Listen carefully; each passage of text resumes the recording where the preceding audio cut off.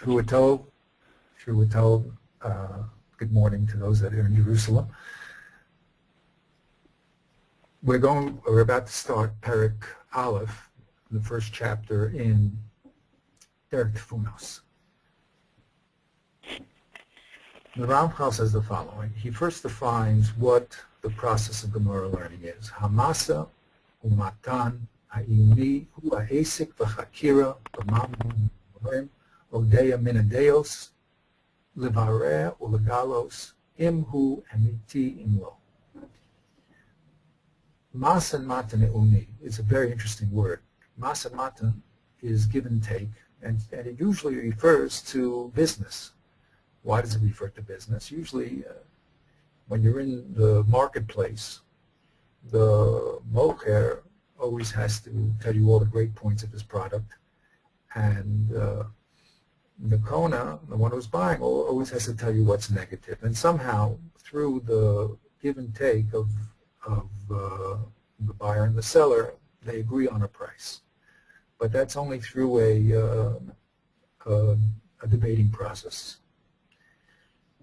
This term is used to describe the Gemara. The Gemara also has a give and take between, as we're going to see, between people. And the Ramchal is going to explain that this process of debate is really, the purpose of it is one purpose, and that's to clarify the truth of a statement and to show if it's true or not true. Okay, great. V'omnam haberur hazeh yaseh ba'aroch hatainot sheyesh liton l'kaimo la'amto o levatlo v'listorato ba'ofen shebochen kol hatainos hama'amito oto v'kol hastiros v'yuchra kafi hayoten al setzol seichel. He says the following. This clarification, whether a statement is true or not, is done in the following process. There's an arrangement of claims that one claims in order to establish that the statement is true, and also the same arrangement is done to determine that the statement is not true, is false. And this arrangement is done in such a way as to show the strengths of both sides, the power of the claims that the statement is true and the power of the claims that the statement is false. Now, once we have that situation where we see very clearly why the statement should be true, all the points that line up to make the statement true, and all the points that line up to make the statement false, then we can make what we call a value judgment. We can determine whether in truth the statement is false or not, or true. And that's done by these key words, hayoten al seichel. After we see the proper lineup, so now we can determine what's more pleasant to the mind. Now this learning process, v'hinei ha'esek hazeh efshar sheyeh ben rabim, she'echad mehem ya'amod l'tzad echad ve'echad l'shekenegdo. This debating process can happen with many people, one person standing on one side and trying to affirm the statement, and the other one trying to deny the statement that he's trying to affirm. What does that mean? Perish. Echad ya'amod l'tzad kiyum ha'ma'amar ve'echad ya'amod l'tzad stirato uvitlo v'yaruchu tanaseihem zeh keneged zeh. One person stands on the side of the person trying to establish the statement, one person stands on the side of the person who wants to negate the statement, and they all set up their times one against the other. So for the learning people, this process of debate that's being described is probably not foreign at all. But here's just an example of what he said. And we'll be using this Gemara, those that want to prepare the first few pages in Baba Kama, the first 4 or 5 pages of Baba Kama, we'll be getting back and forth, we're getting back to that Gemara quite a lot, and we'll use that as our test ground for the things the Ramchal is saying. So if you remember the Mishnah that we spoke about, the first Mishnah in Baba Kama, it said that there were Arba Avos Nezikin. There are 4 types of Nezikin. The shor, the mavet. Shor is obvious what it is. It's an ox. A boar, it's obvious it's a pit. The words mava and heber are problematic. So the discussion of the Gemara after it discussed the Avos and Toldos was to ask, my mava, what exactly is it? And here we see that there's a debate between Rav and Shmuel. Rav says mava is adam hamazik, when a man does damage, and Shmuel says it's shein hamazik, when an animal eats another person's produce. The first thing that they do is that Rav explains why the source that he wants to establish that mava is adam, and he brings a source from Yeshaya. Omer Shoma Taboga V'gam Laila Im Tiva'u Bo. And Shmuel brings his source, why mava is shein, because it says Eich Nichpasu Esav Niv'u Mitzvonav. So in both these pesukim from Tanakh, we have the word, a variation of the word mava, Tiva'un here, and over here Niv'u. And one is associated with man, and one is associated with eating, shein. The Gemara asks a side problem: how does Shmuel know from his pasuk, it's a little abstract, that it's talking about shein? And it answers with Rav Yosef Atargum. Now the Gemara goes back and forth between Rav and Shmuel, showing weaknesses of each side. They ask, first of all, Rav, my time lo omar Shmuel. How come Rav, who says that mava is adam, how come he disagrees with Shmuel? Om lacha mi katana nivu. He says it's the wrong grammatical form. Shmuel, on the other hand, why doesn't he hold like Rav? Om lacha mi katani bo. So they both have grammatical reasons why the other side is incorrect. So the Gemara says, since both of them have equally weighted difficulties in the grammar, the Gemara says, Michte kro lokasi, lokamar daike below kamar daike. Since we don't have an absolute proof on each side, so tell us another reason why Rav, my time alone, Mark Shmuel, why doesn't he hold like Shmuel? So the Gemara answers, because Rav says, mava, which is the third masik mentioned, can't be talking about shor, because the Mishnah already spoke about shor. Tana shor v'kol milei shor. It said the shor mava and the first thing was shor. So they go back, and Shmuel nami hotane lei shor. So Shmuel, what does he do? How could he say shein when the Mishnah already said shor? So we have two answers here. One of Rabbi Yehuda, who says that the shor in the Mishnah is really Karen, and the Gemara goes through a whole pilbul and knocks that answer out, and finally says it's really talking about rego. Fine. What I just want to demonstrate here, now the Gemara says the Shmuel, why doesn't he hold like Rav? And it says that, and he says it can't, Shmuel holds it has to be shein because mentioned already in the next Mishnah. And they say, so what does Rav do? All I want to do is give a very brief example here of this point of the classic Gemara where there's two sides. Rav is holding mava is adam, Shmuel is holding mava is shein. The Gemara shows the positive points of each side and also shows the negative points of each side. And by doing that, we can then make a determination which side is, in the total picture, more pleasing to the mind.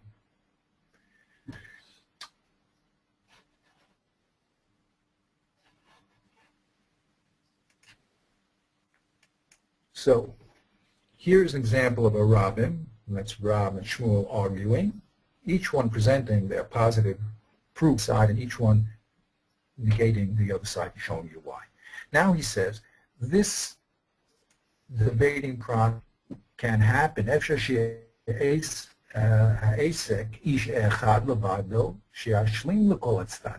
doesn't have to be two people. A person who, as he's going to say in 1 minute, sets up a question, gives a difficulty, presents a difficulty, and removes it. Perisho. Shuhu, the same person,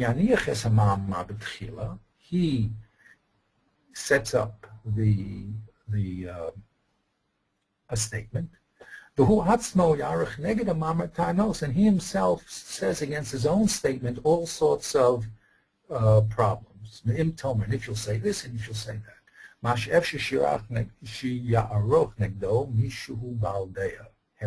He says, look, I know what you're thinking. You probably disagree with me because of points X, Y, and Z, and I'm going to now what?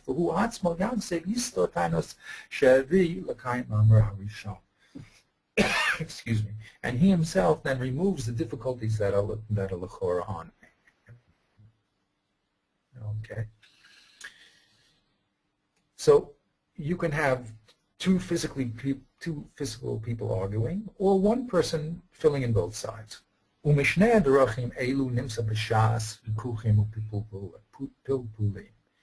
both of these methods you'll find.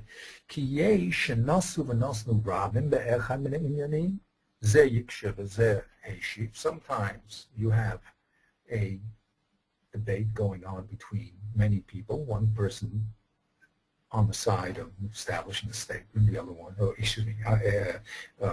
asking the kashas, the difficulties, and the other one responding. Sometimes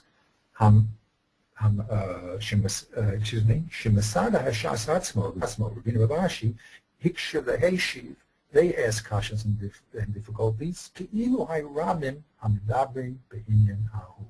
as if there was a group of people arguing. So here, if you remember, when the first question of the Mishnah, which was, since we're talking about Avos, there must be Toldos, and the question was, Toldos Kiyotzibo. There, it's the Gemara asking its difficulties and giving its answers. Okay? Now, last week I mentioned something about a collapsible outline. What I've done, created a little program here that will demonstrate collapsible outlines. What does collapsible outlines mean? Here's, for instance, the Mishnah. It says Arbavas Nesikin. If we press here, we'll see that this little section is a parish of Arbavas Nesikin. And then it says the Nezikins are different from each other. If we press here, we'll see how they're a collapsible outline. The reason why I want to show it to you is because when we have debates in the Gemara,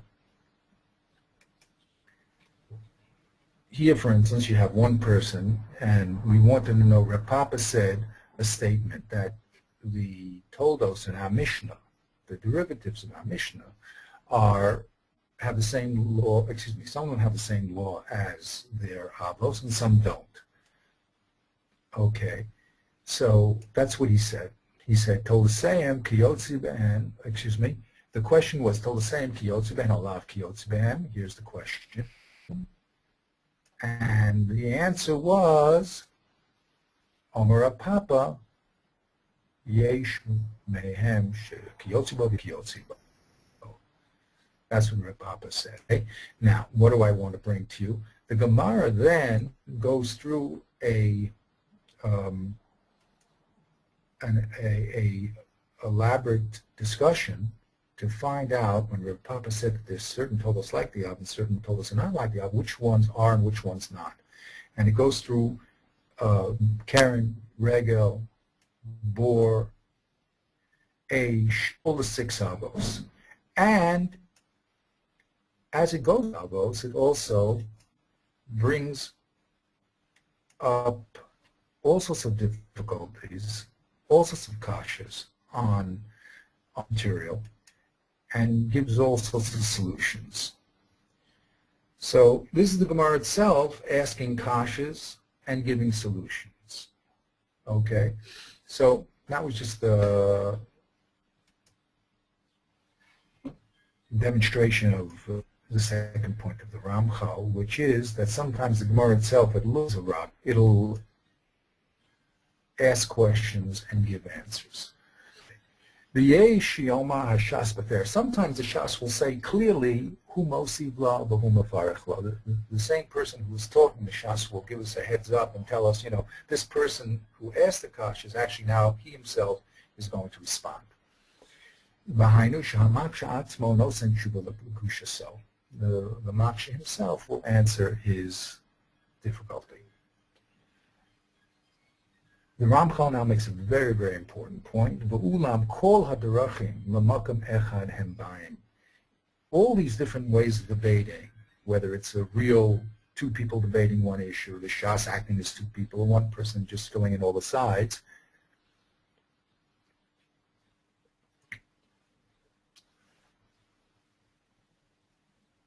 they all come to one point. Shehu berer emitas hadaborim al yedei arichas hatainos zeh leumat zeh. They all are focused on one point, and that's to clarify the truth of the statement by arranging the claims in an orderly fashion, one point against the other point. So once you have the points all arranged, so then that goes back to what he said after the first paragraph. Then you use your seichel to establish which one seems to be, which you like better. I mean, it sounds like it's not as logical, just not using the word na'isei seichel. Really, that's excellent question. There's something called a judgment call. What is a judgment call? A judgment call is when the judge, okay, whether, let's use in a formal situation, a Beit Mishpat, right, in a Beit Din. You have two people arguing about a point, and they're each bringing up their strong points, and the other person is, of course, showing their weak points, and vice versa. The judge now has to make a judgment, a value judgment. Everyone is saying very reasonable reasons why, let's say they're arguing over, a money issue, So they're all bringing reasonable proofs to each side. And the most difficult decisions are the ones that are equally balanced, l'chara.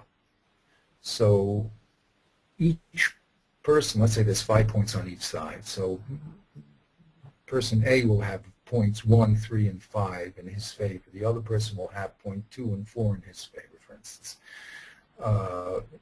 So now a decision has to be made. Which ones are better? And that's called a judgment call. That is something where he uses that very, very unusual language that you said, naos l'seichel.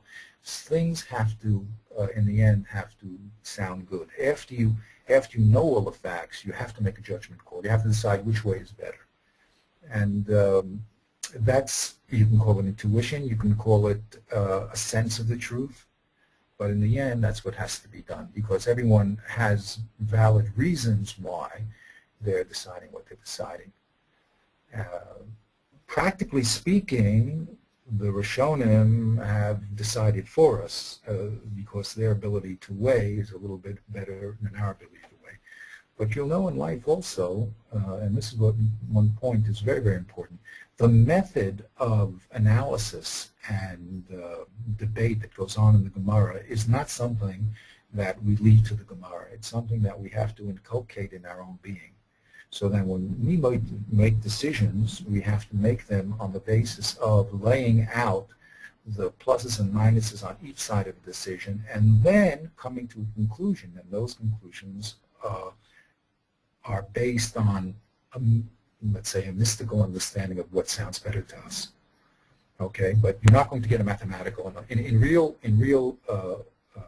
Gemara debates, you won't get an obvious conclusion. Why? Because if you could, then Mr. A would have not be recorded anymore. He would have retracted. Okay, so there's always a fine line distinction or judgment call that's going on in the Gemara. Okay, and that's left to a decision-making process called naos l'seichel, which what sounds more correct to you. Okay, I'm very glad you brought up that point. That's very, very critical. Okay, he says here that this debating process, its aim is to clarify the points on each side. And he says like this, Umishpat hakusha shiyaksha echad al mama zulato, o hakusha shiyaksha ba mama echad al mama atzmo echadhu. He says it doesn't matter whether the kasha is coming from a person asking on his own statement or the difficulties being presented against his opponent. They have the same law. In other words, we don't say, what would you think? You would think that when a person asks a difficulty to his friend, he has some sort of vested interest in it. When he asks himself, he asks a difficulty himself, it's not a real strong difficulty. And he says, no, it's not true. The difficulties, whether presented by the person who presented a statement, who's removing a difficulty, or is presenting a difficulty to his friend, has the same exact weight. We don't say that there's self-interest here. And there's a lot of times people debate, they set up a straw man. Setting up a straw man means I want to prove my point, so what I do is I say, well, I know what you'll say against me, and I take a very weak point that's easy to knock off. That's not going on in the Gemara. We don't say that there's that type of prejudice. We say that when a person asks a kasha, the kasha is just as strong whether he asks it on himself or his friend. And even the answers also that come to answer a difficulty, and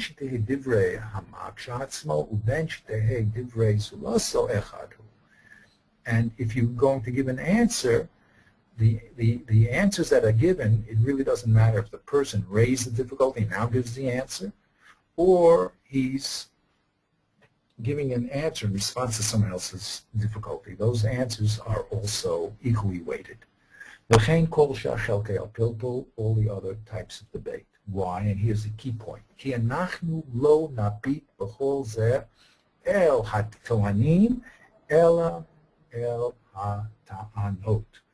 We don't look at who is presenting the difficulties or solving problems. We look at the problems themselves. Our focus is always on evidence. What are you saying? Is it true?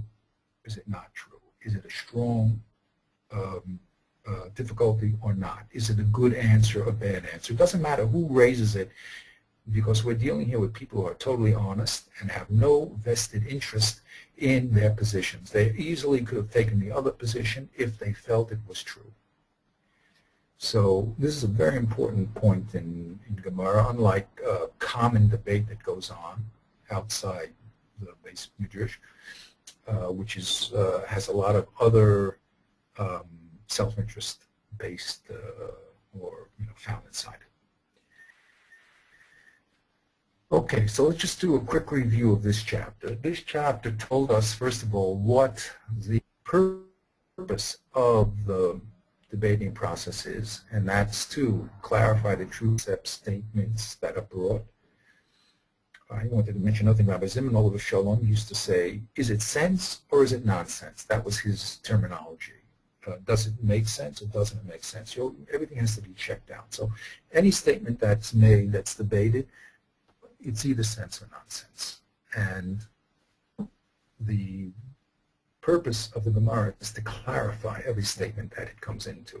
And as I said, I'll repeat it again, this is a lesson for life. It says, Peti Mamin B'Kol Davar. A simpleton believes in everything.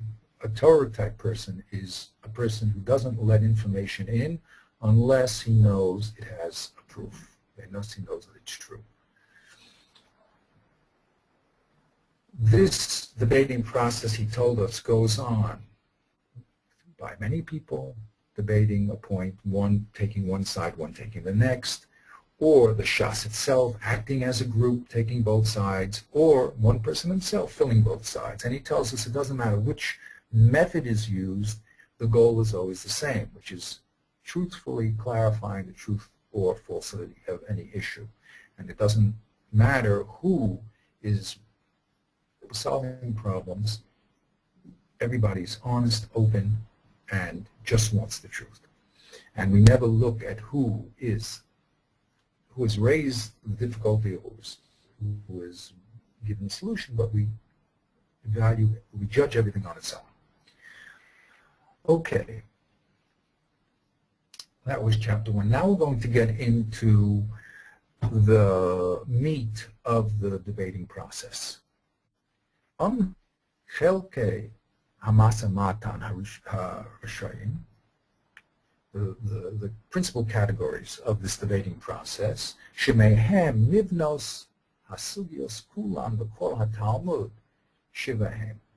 There are 7. This is a dramatic tool that the Ramchal has given us. I have not seen this anywhere. I'm just going to take one break here.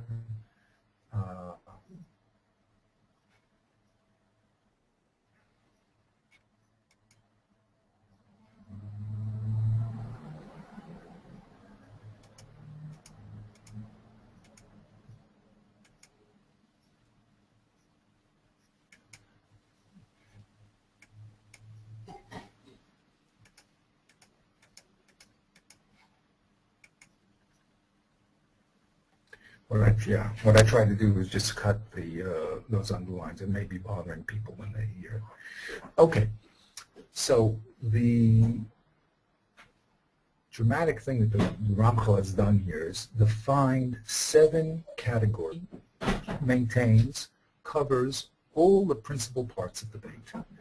We will see later on, and he'll mention that there'll be a few subcategories, but these 7 are very powerful tools because they will focus us on exactly what the Gemara is doing at any time. And the little program that I made will be used to take a text of the Gemara, to put it inside the program, and then you can use those little simanim, these little signs here, icons, in order to label what the Gemara is doing. And you should know, just before we go further, that sometimes these things are debatable. It's not so clear. The Rashi will have to tell us it's his opinion that now the Gemara is raising a difficulty and not making a simple statement. However, this is called hands-on Talmud, where we have to put ourselves in the driver's seat, and as we read, be conscious of what the Gemara is doing in every step. Okay, what are the 7 basic moves of the Gemara? It's a memra, a statement, a sheila, a question, a tshuva, a response, or an answer to the question, a stira, which is a destruction of the truth of the statement, a raya, a proof, kusha, a difficulty, and a teretz, a solution to a difficulty. And now he will explain them briefly. Later in chapter 9, he'll get very much more involved in it. The memra, hu shiomer omer ama echad. It's when a person says a statement. Okay, this is an original statement. For instance, the Gemara that we did, Arba Avos Nezikin. There are 4 types of Nezikin. What is a Sheva? Shivakesh echad me'echad yedias inyan ma. A Shela is when one person asks about some information in the statement. For instance, it says, Ketzad meradim lifnei hakala. How do we dance in front of the kala? It's a question. It's not aggressive. It's not bringing up any difficulty. It's just a question which is asking for missing information. The Gemara that we did, my mava. What does mava mean? It's not attacking the Mishnah. It just is a term which is not clear, and the Gemara would like the answer. What is the meaning of Mava. The response to the Shelas called a tshuva. Shiashiv hanishal b'shoel al shelato. The person who was asked responds to the question asked. So Rav and Shmuel both had their opinions about what Mava was. It's either shame or it's other. Those are tshuvas. What is a stira? A stira. Shibotel mama shenema v'yuchash mikol v'kol. A stira is something that nullifies a statement completely and denies its truth completely. So it proves that the statement, it's proof that a statement is totally false. What is a raya? Shiyuva ma shenimenu titpaer amitas echad min ma'amarim she'amru o min hadeyos she'nizmaru. A raya is when you bring evidence to clarify the truth of a statement or a idea that's being held, a concept that's being held. What is a kusha, a difficulty? Shiureh hiyos b'marma min ha'mamrim odeya min hadeos ma she'eno emes o ma she'eno naos. When you point out in a statement or in a concept, an opinion, something that's not true or something that's not pleasant. Now, what does he mean? What's the difference between something that's not true and something that's not pleasant? So something that's true, you'll say, wait a minute, this part of the statement is this part of the statement is false. For instance, in our Mishnah, it says that when a person damages, he has to pay with the best of his land. So the simple meaning of that statement is that anytime you damage, you have to go out and buy land and pay the best. So we know that there's Pesukim that say that you can pay with money, and you can even pay with Shabbat Kesef. So Rashi goes out of his way and explains that no, it only means you have to pay with the best of the land if you want to pay with land. Okay? So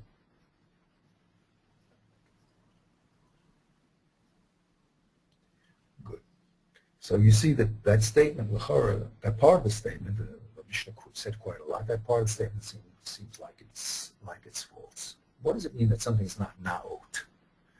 Naot, the Ramchal is going to explain later on, means that there's something unusual going on in the Mishnah stylistically. For instance, the Mishnah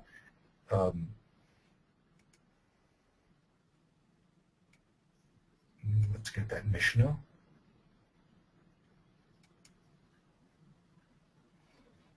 If you notice the Mishnah says that there's 4 avos: the shor, the bor, the mava, and the heather. But when it tells us in the second statement that these avos is dissimilar, over here we'll see it says that for instance, these two things, the shor and the bor, is not like the aish. Why did the Mishnah switch from calling the damager number 4 heather to calling it aish? Okay, that's called a shinui lashon. So that's a stylistic problem. That's a kasha we have in the Mishnah stylistically. There's nothing untrue about aish being one of the 4 avos, even if it's called heather, and it's still, if both shor and mava not like the aish, it's also very true. There's nothing wrong about the truth. There's nothing false being said here. What's wrong is that it's not nayos, it's not pleasant, that the Mishnah switched its language from mava to aish. Okay? So that's what the Ramchal means here when he says that a kasha there's actually 2 types of kashas. One kasha based on things being, some part of the statement being false, and the other type of kasha is that things are not pleasant. There's something wrong with the seder. Another example in our Mishnah is that, I'll just point down at something else just to get this concept going. if you notice, the Mishnah talks about the shor, the bor, the mava, and the hever. That's the order that it presents itself. But when it talks about the differences, it says that the shor is not like the mava.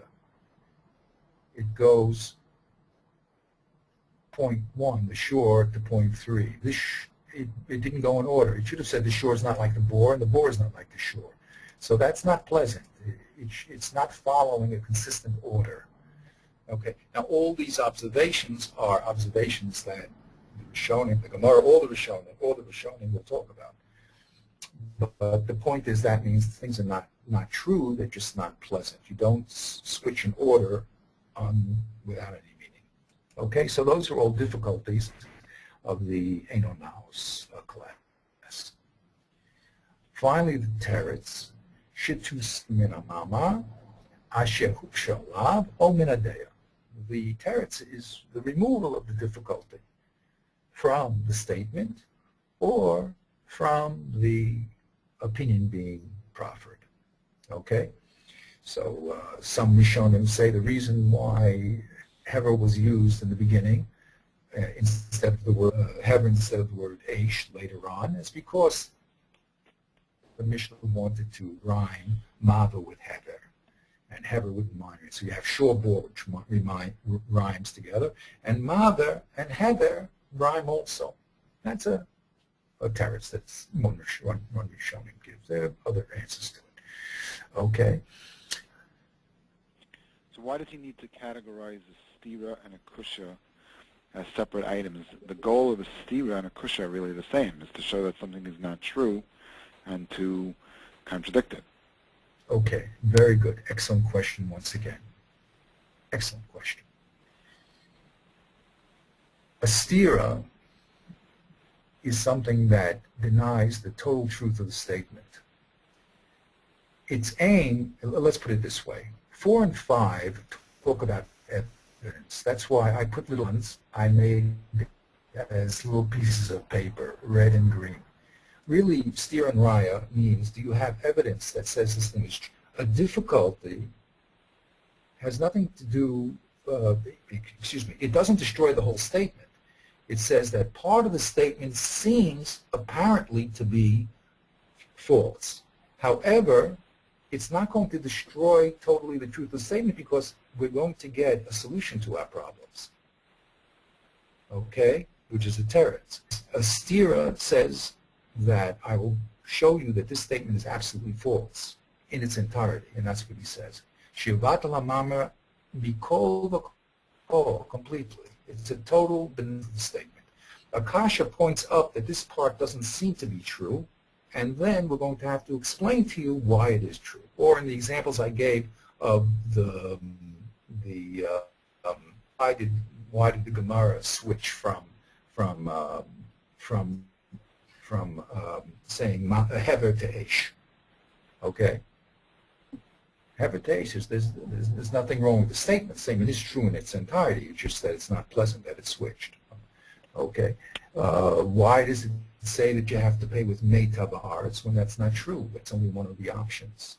Okay, so the answer is that's a good question. I really didn't answer that question. Why did the Mishnah not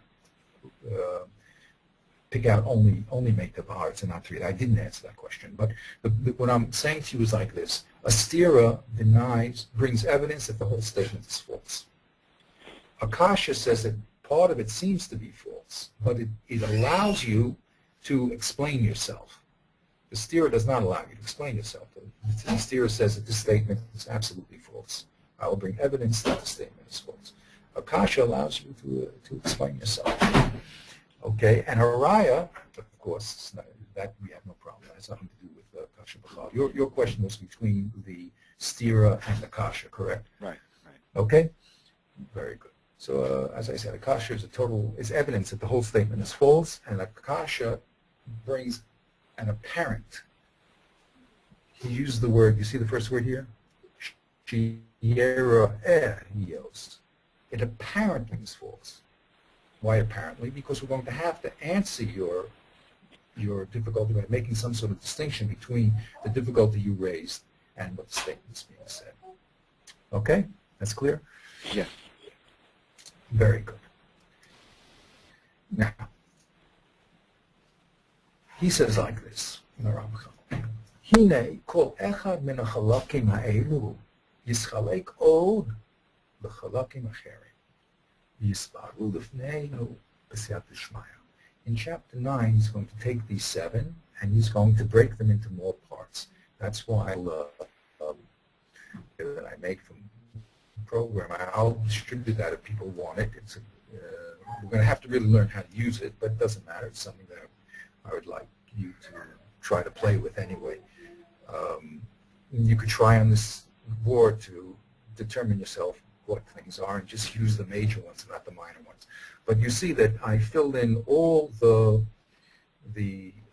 subcategories in Chapter 9, and I'm debating whether just to jump to Chapter 9 before doing the rest of the book, just to complete that concept.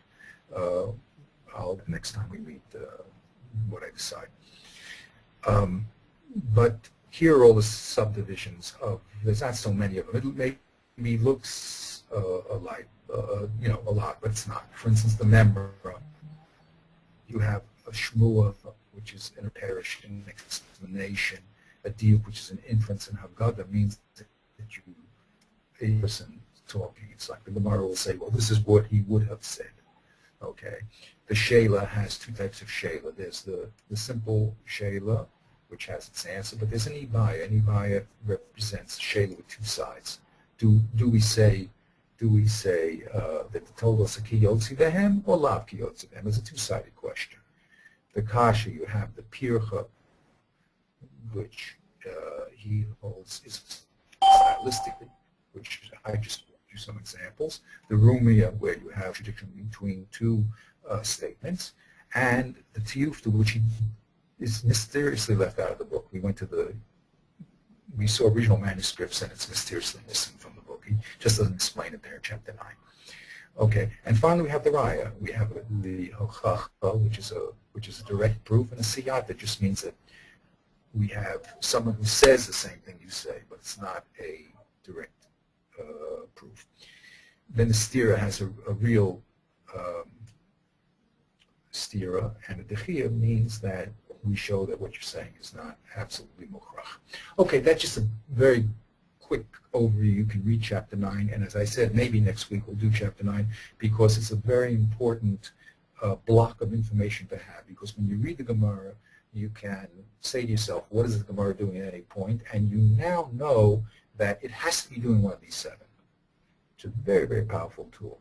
If you ever saw the Schottenstein, I'm sure you have, it always says, now the Gemara asks a question, now the Gemara gives an answer. So they're doing it, and everyone who learns does it, but the Ramchal has given us a limited group of tools, and he says it's an exhaustive set.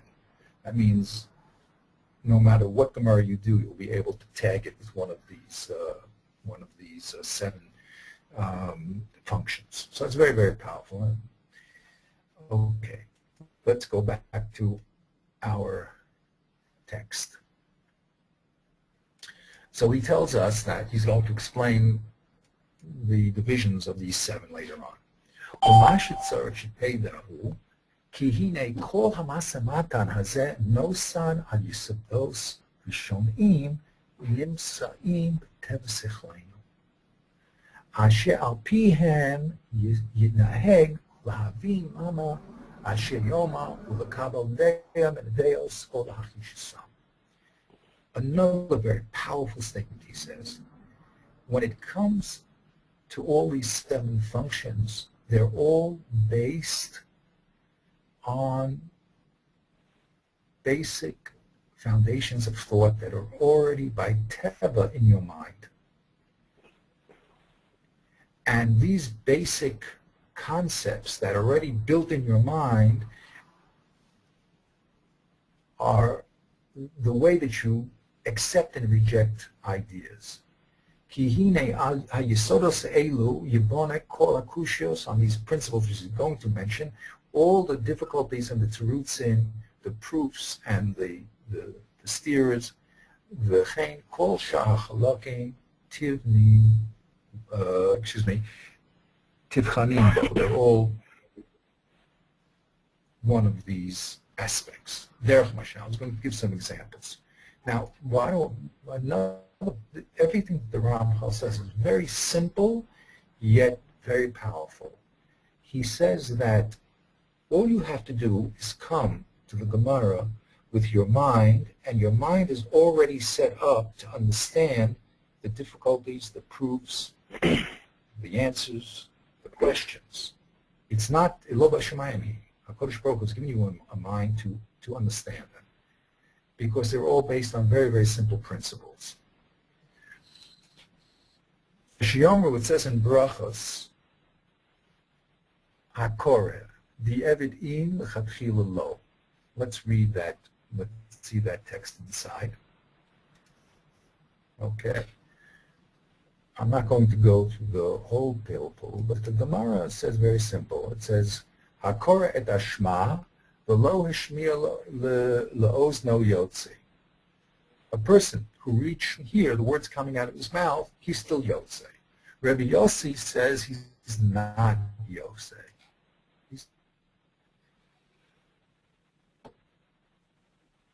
The Gemara asks, what's the reason for Rabbi Yossi? And it gives an answer. It says, because it says, Shema Yisrael. Hishmiya le'ozno masha ta motzi b'picha. It says, Shema here, what you say. What does a Tanakama say that you hear the words coming out of your mouth? Tanakama says, Shema, he also means something else. B'kol lashon shetashameya. You can say Kriyat Shema in any language you like. That's what Shema means, to understand. It doesn't mean to literally hear. For Rabbi Yossi, how does he learn that you can say Kriyat Shema in any language? So he says Tarta Shema. He learns both things. One, that you can say in any language, and also that you have to hear the words. Okay. The Gemara brings up Truma, and it says the following: Acherish, hamidaber ve'eno shemea lo yitro. A person who cannot hear but can speak, he's not allowed to take Truma.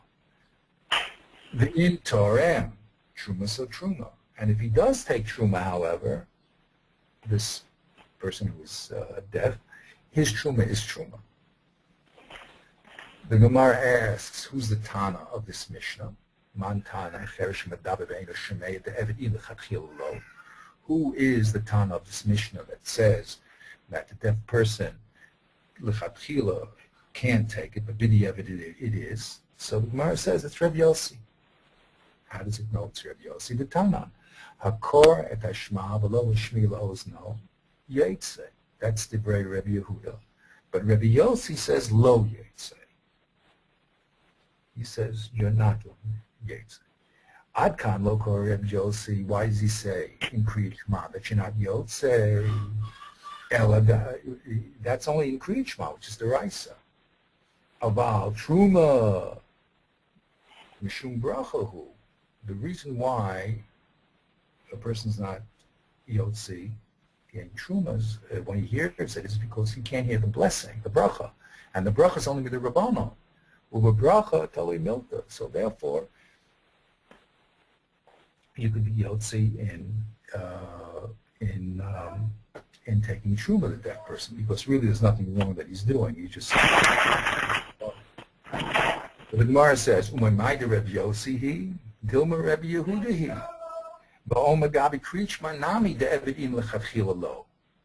Maybe Rabbi Yossi is not the only one that agrees here. Maybe really Rabbi Yehuda, who's the Tanakama of the Rashi explains why, but the Tanakama in our Mishnah is Rabbi Yehuda. He also says that you're only Yotzi b'diavad. How do we know? Teda, a proof. The Ketane Hakore b'diavad in. If you notice the Mishnah, it says Hakor et hashma v'lo hashmiya le'ozno. It's talking about a person who already read the Shema. That's lashon of b'diavad. Okay, that's a lashon of b'diavad. But lichatchila, you're not supposed to do it. So maybe the Tanakama, who is Rabbi Yehuda, he also holds the same position. Now, what does the Ramchal want to bring here? Here's a proof that's brought from our Mishnah, and is brought from the language of the Mishnah, by the fact that the Mishnah is talking about someone who has already said the Kriyat Shema, HaKorah, one who has already said the Kriyat Shema. So we understand that this halacha is talking about B'di'evet.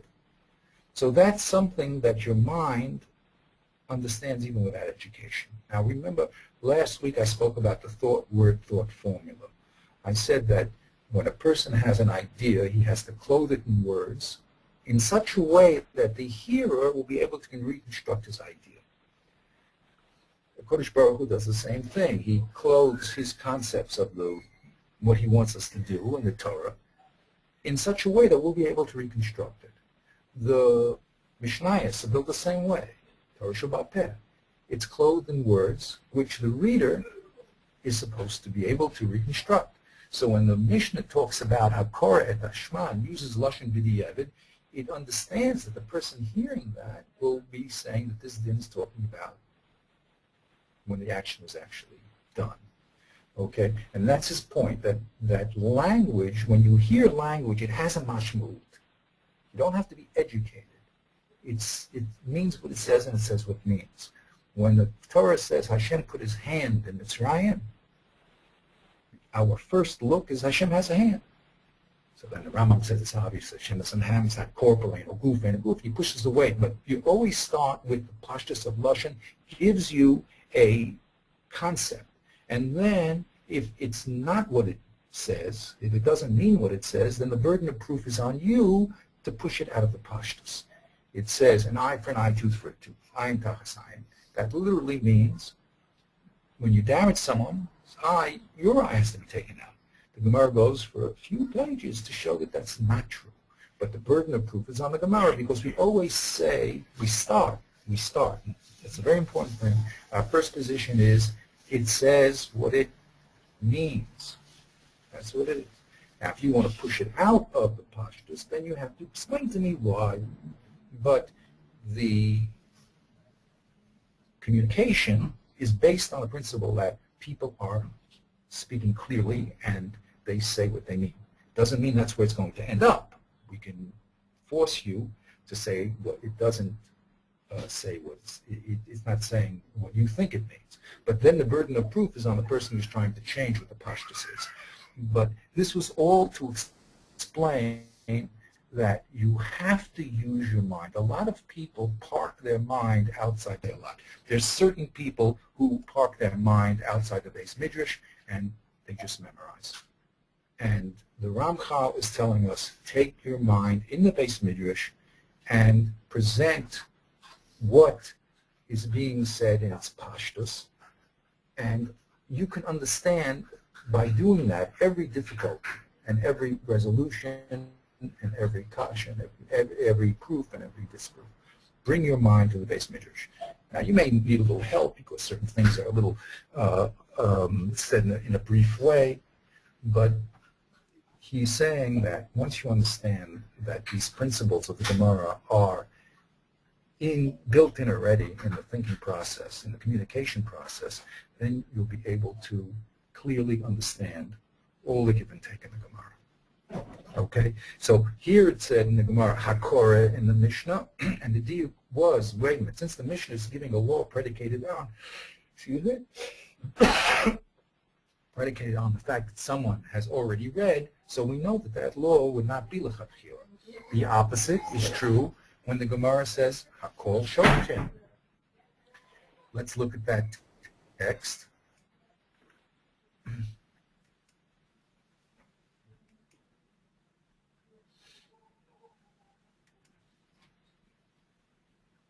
Here the Gemara says just the opposite. HaKol Shoftim. Every do shchita. V'shchita tan teshera. And shchita is kosher, except for the chereshot and the katan. Why? Because Shem Yikalkulu as shchita san. But then the Sefer says, V'kulan sheshachtu v'acherin ro'onoso shchita san kasher. All of a sudden it talks about everyone who has done the act of shchita and other people are watching them, they're also considered kosher. Okay, so the Gemara skips, excuse me, the Mishnah skips from talking about a lechatchila situation, a kol shochtin, to a b'diavad situation, kulan sheshachtu, and the Gemara again raises a difficulty, the stylistic difficulty here. Hakol shochtin, that means lechatchila, correct? Because we're talking about the general rule. Everyone may do shchita. That's lechatchila. And then all of a sudden it switches and it says, v'shchitatan, there shchita is kosher, only b'diavad. There's a contradiction. There's a shinui, a change here. We started off talking about lechatchila, we ended up talking about b'diavad. So these difficulties, the Ramchal is saying, it's in your mind that you understand. When you say kol shokshim, that's lechatchila. When you talk about not being done, it's b'diavad. Third example. Ukeshehik brings a kash in Pesachim. Hi, hakol ne'emanim, kol batem b'cheskes b'dukim boile. Let's get back there.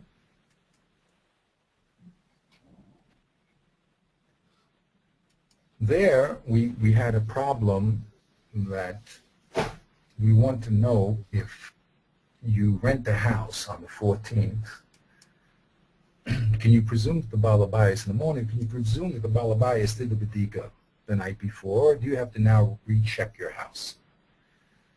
So the Gemara brings a raya from a statement that says, Hakol ne'emanim al bircham. Everyone is believed on bircham. So the Gemara says, wait a minute, that doesn't make any sense.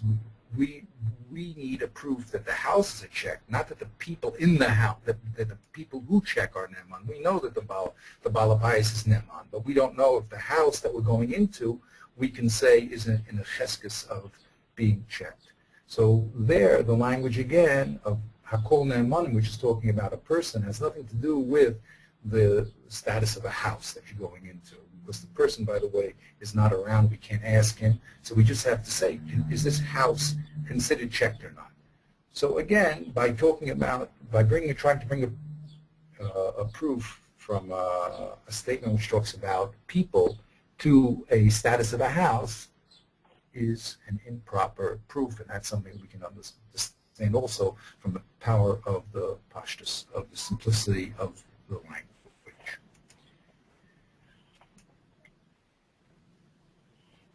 He explains this example.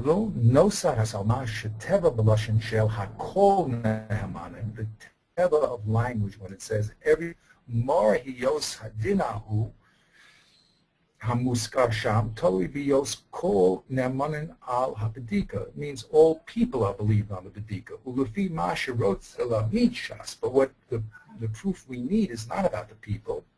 We have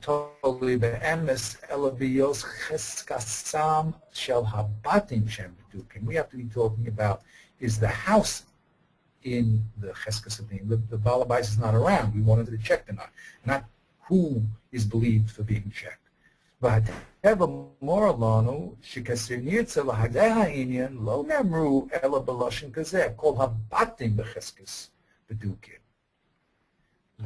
if we wanted to bring a raya, it would have to be from the state that all the houses are in the cheskes of being checked. So he wants to bring a few examples, and we'll see this throughout his book and throughout Shas, really, that if you understand some basic principles of thinking, which you already understand even though you're not aware of them, you'll be able to fathom what the Gemara is asking or answering. It's lo b'shamayim, it's right b'fihem, it's right in your mouth, it's right in your head. Hashem already made the system, and you're just not aware of it, and you don't give you permission. You don't give yourself permission to think, and you don't have the tools. So he's giving you a systematic, and that's the aim of his little book here, a systematic tool chest in order for you to, and for us to understand. So let's just finish this quickly. Not quickly, but v'chein kol akushas kulan v'kol terutzim v'kol shar chelkei pilpul kesher tachakor lehem be'emes timseim nostim an yisodas ke'elu inyanim chukim b'teva ha'avona hasichlis Seichel ha'adam mechayvim ha'atzmo bli sheytzarek zeh limud klal. A very powerful statement. He says all the kashas and terusim in the Gemara and all different types of pilpul. And when you really get down to the essence, you'll find that they're based on very primal principles whose laws already exist in your nefesh hasich, in your mind. And every person is bound to understand that. So we'll conclude here. Maybe we'll just pick this up next time. I don't want to go over the time too much, but this is another powerful breakdown of the thinking process. The Ramchal says like this: Amnam pulas halaso shalosh.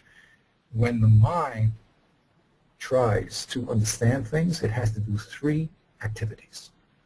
Echad, the first, tzir ha'inyanim v'havonas ha'mamarim v'svaris k'mo shehem. The first is it has to picture in its mind and understand statements and ideas exactly how they are. You have to understand what is being said. And the first part of this little book is to describe all the flavors that statements come into, so we'll know what exactly is being said. The second move that the mind does is it makes kisharim, it makes connections. Kulot is told to say him. It makes tolos, as we said. Anyone that does a malacha on Shabbos is chayav skila. It doesn't make it. And kasiv is a malacha, and therefore kasiv is chayav skila. That's called a hekesh. You take two statements and you combine them, and you get new information coming out. Okay, so the first thing is you have to understand what statements are in truth. The second, you have to see what is novea, what is the hashlachot, what comes out of that statement. That's called holed is told to say him. The third thing is the balasam o hechashasam. You have to now evaluate, is what's being said acceptable? Is it true? Or is it false? Those are the three pulot, which he's going to describe in the book. V'kulan mitnahech kafi yisodos hachukim lo b'teva.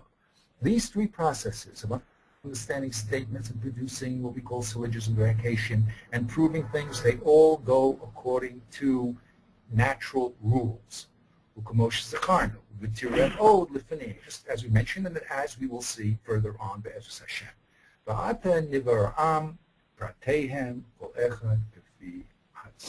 we'll explain all the details of these three halakim. Okay, so that is the Rosh Prakim of the book. The book is going to describe to us, as I said, the different statements, the different forms of how you make links, syllogisms, occasion with statements, and then finally, how do you, on what basis do you have evidence to prove a statement true or to prove statement false? That's going to be the meat of the Sefer. Okay, we'll stop here. If there's any questions, we said quite a lot. Any questions, I'm glad to with you.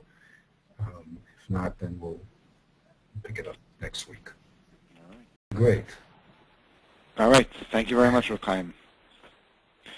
Okay, that's a mouthful, and I'll tell you next week. Anyone who wants to, I sent you this thing. I'll send it to you again. Okay. It's you should play with it because the idea. I tell you what happens with there's seven things. Now I made them into groups. Okay. For instance, the memra, the statement exists by itself, of course. I mean that's an original statement. It comes in 4 flavors, which we'll speak about. I think I'm going to do it next week because it's important to get this. It's so small and so powerful. It's important to get it as a unit. The next 2 groups go together, the Sheila and the Tshuva, a question, and you have an answer. The next 2 groups also go together, the Kush and the Teretz. And the last group also are related, but in a different relationship. One is a proof for something, and one is a proof against something. They're both proofs, but the question, one is a proof that establishes truth, and one is a proof that establishes falsity. So if you take these 7, and I just made groups out of them because they are related to each other in this type of horizontal fashion. And then you read a Gemara like we did on the left-hand side, and what I would like to do, I mean, again, we'll have to figure out how to do this in time. Since we have an ability to do interaction, I could let you now take my screen, and you can, for instance, go like this and do Control-C, and I ask you, what's Aleph and C? Can you do that? Control-V and say, hey, that's great, you know. Okay, so we can actually have a interactive class online where you actually try to apply these principles, okay? That would be very, very exciting. And then we can discuss things. For instance, here in Lo Hari Yashua Hari Mave, it looks like a simple statement, right? A memra, but it's really not. It's really a teretz. The Gemara says a teretz to akasha, l'snei chaga. So we have to get into it. Why? But we can, by applying the theory here, Isa Gemara, will make this Sefer come alive and become a practical tool. A lot of people, not a lot of, I don't want to use a lot. People abuse the Sefer a lot. That means they just learn the terms and they don't really, as he said, master apply them. And that's chabal, because if you ask someone in the street, I mean, what does the Gemara do? What do you mean the Gemara does? The Gemara does a lot of things. Well, tell me, you know, how many moves are there in the Gemara? I don't know, 50, 100. Well, how am I supposed to know? So the Ramchal, who is a master of organization and presentation, has limited it to 7 things. It's a fantastic tool.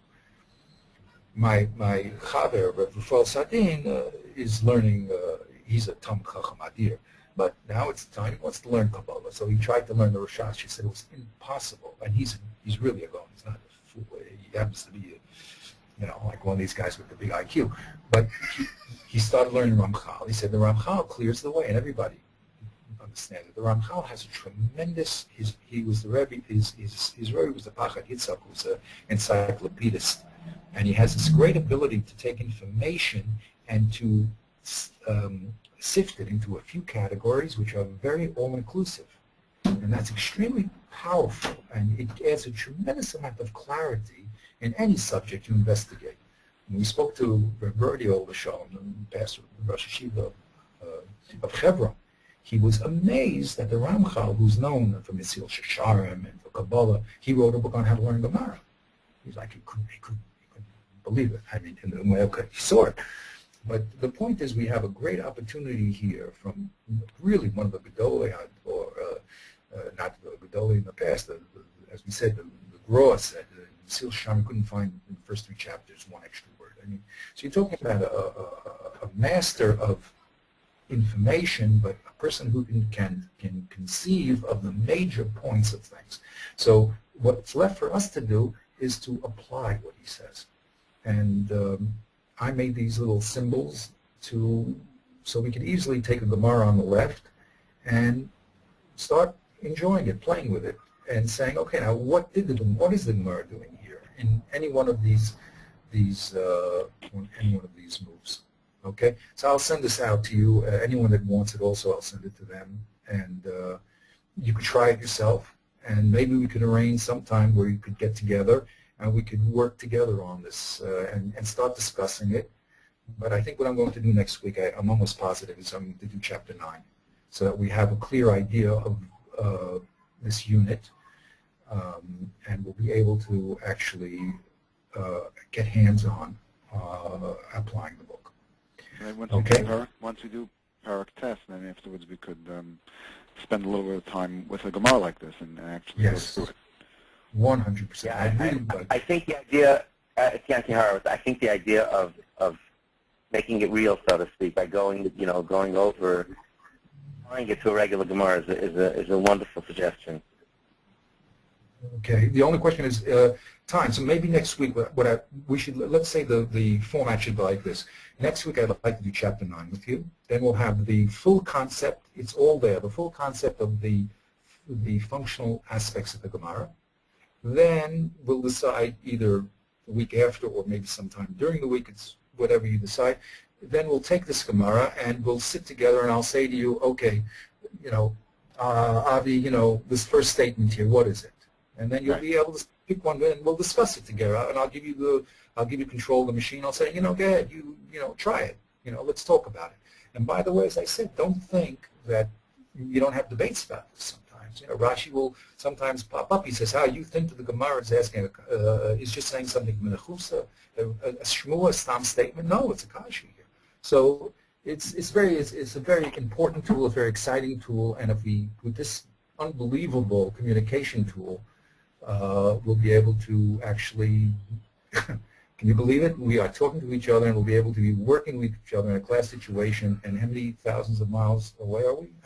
Right. Oh. Well, that's using technology. I was telling Yankee, the way we actually communicated the first time was over email. And how did I find you? Because I was looking for a share on your website, and I sent you an email, and you sent me back, and here we are today having a share over 6,000 miles. Unbelievable. Okay, so we'll call it a day. You guys have to go, and I have to go. Right. Okay. For you, it's going to sleep. For me, it's David Shackles. And we'll be in contact through the email. I'll send you some of this material, and you're welcome to have it distributed. And we'll continue. Message. There we go. Okay. Call 2. All right. Thank you very much. Thank you. Bye-bye. Shavua tov. Shavua tov.